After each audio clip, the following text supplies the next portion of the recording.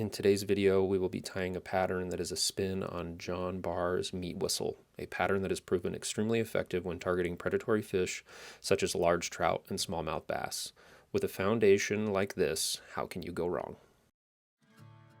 So we've got a 521 number 4 jig hook in the vise here, one of the new cones in coffee in large. And we're just going to take a little bit of dubbing here and build up kind of a base, if you will, just right up here so we can seat that cone. That way we don't have to use as much thread. Kind of help placing that there.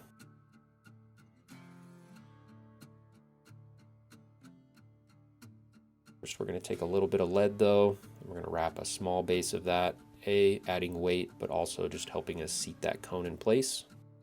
When it comes to lead, really it's up to you on how much you want to use. It's really how heavy you want your bug. This one I think we did, 7 to 10 wraps or so. Going over that with our thread here, locking that in place, building a little thread dam there at the base of it as well. That way that cone isn't going anywhere. Streamers tied on jig hooks can be fished in a ton of different ways. Swung, hung under an indicator or a bobber, or stripped. Let us know in the comments your favorite way to fish jig streamers. Now we've advanced our thread back to the bend of the hook here, and we're just going to add a little bit of ice dub in UV brown. Just going to noodle dub that on our thread and just build a really thin body profile here. This is really just to add a little bit of flash on that underside, but mainly to just kind of cover up our tracks and our lead here.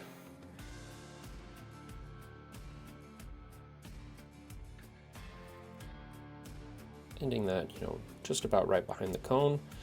Now going to take a mink strip in the 3mm. This is in Claret. We're going to puncture that through the point there, pull it down the bend, reattach that back in our vise, and then pull that up and attach it right behind the cone.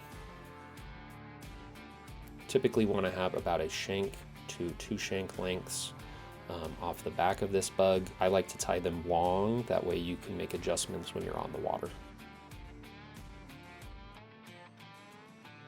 Alright, so we've got that mink secured in there. We're going to take a little bit of copper Krinklezon from Snake River Fly and attach that in just as some kind of highlight lateral lines. The crypt nature of the material refracts light better than just a straight flash. And then another Snake River Fly product here, tying in the smoke jumper laser legs, 2 on each side. And then trimming those legs about 3/4 of the way down that mink strip. I'm going to tie in now some hydro hackle from Snake River Fly in chocolate. Just a few wraps of this right behind the cone. This is going to add a little bit of flash, but really this is going to be more of a prop to help hold our dubbing up that we're going to put up in this front end. Once that's secured, we'll cut that out and then do a few cleanup wraps. Now we're going to take some Filthy Fowl dubbing from Snake River Fly. This is in the Creole Craw. Cool kind of marabou hybrid dub here, but we're just going to stack that on our hand a couple of times and then veil that over the cone.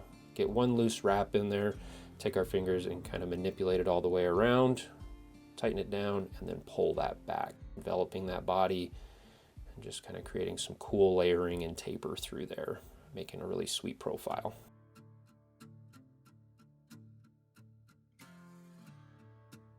And then go ahead and whip finish. Looks a little messy right now, but we'll come through with our brush, clean up any of those trapped fibers. And that's the Mink Missile, a complex jig streamer that can be fished in a multitude of ways to cover just about any fishing scenario.